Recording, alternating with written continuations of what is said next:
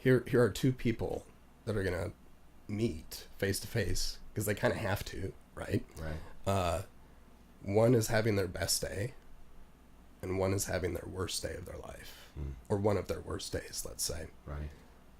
How go?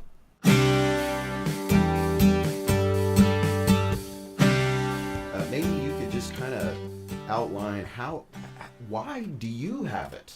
I kind of found myself in a position in life to where I could fulfill like a true lifelong dream, owning an 80 series Neve console, vintage. So for some reason I'm like, Sonic Circus. They really specialize in vintage recording equipment. So I called them up.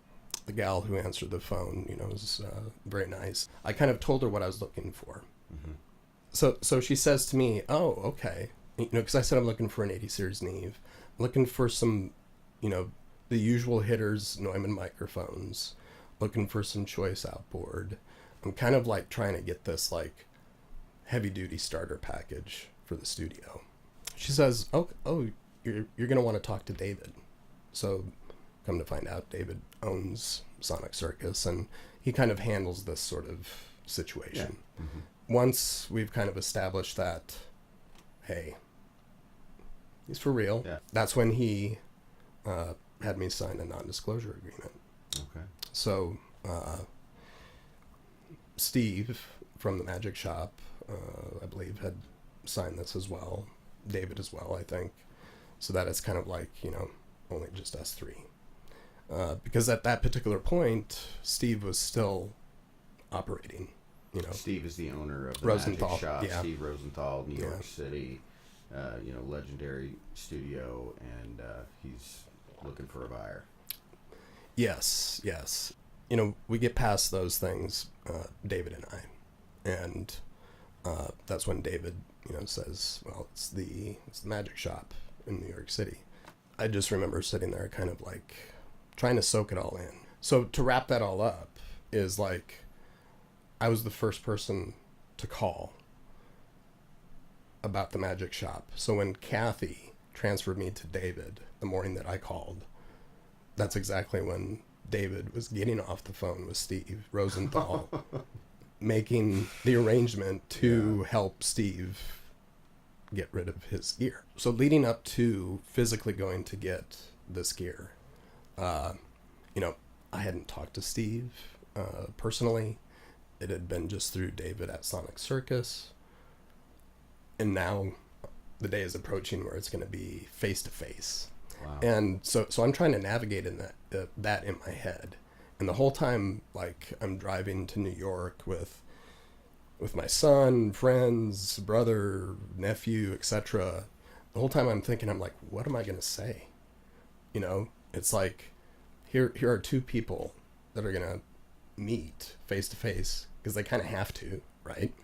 Right. One is having their best day, and one is having their worst day of their life, or one of their worst days, let's say. Right. How go? Yeah, right? exactly. Navigate that. Yeah, no, I mean... Navigate that. Well, what was that like? I mean, did you get there and have a conversation It was, with them? I would imagine but your still, emotional state. I mean, you were it was all anxious, over the place. of course, it was all over the place. Walking in and seeing that and seeing everything, everything was there. It's like, I was like, wow. Going there and seeing it, sitting in its place and just everything is there, was like, oh gosh. Okay.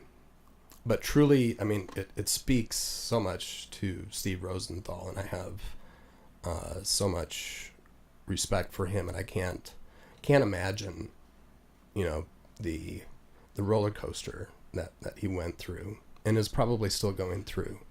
That it was there. Things were honored. It was, what was said was going to be done. And I was like, that's amazing. It totally speaks to the type of person that Steve is. We all know the type of person that Steve is. We've seen the videos, we've read the interviews, etc. He is an amazing person. He's one of a kind. an amazing person, and I hope someday to, kind of have some level of relationship with him. But I'm waiting for him to make that decision. Yeah. Yeah.